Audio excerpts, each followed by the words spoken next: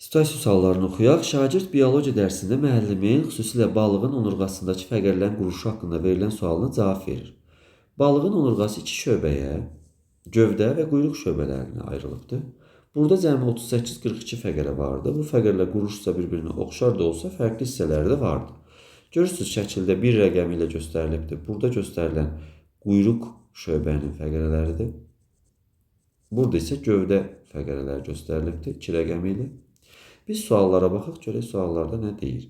Balığın maksimum fəqərə sayı nəzərə alınmaqla. Maksimum fəqərə sayı 42 ədəd idi.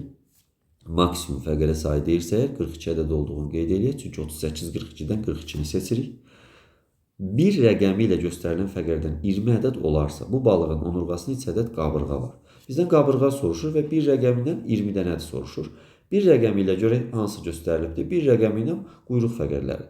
Yəni quyruq fəqərəsi 20 dənə varsa, gövdə fəqərəsinə avtomatik 22 qalır. Çünki maksimum fəqərə sayı 42 idi və buradan 20-ni çıxırıq, avtomatik 22-ni tapırıq. Bizdən qabırğa sayını soruşduğu üçün qabırğalar baxaq. Bax, bu hissələr qabırğalardır.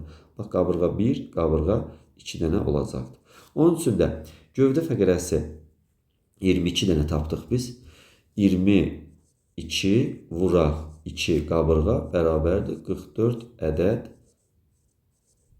düzgün cavab olacaq.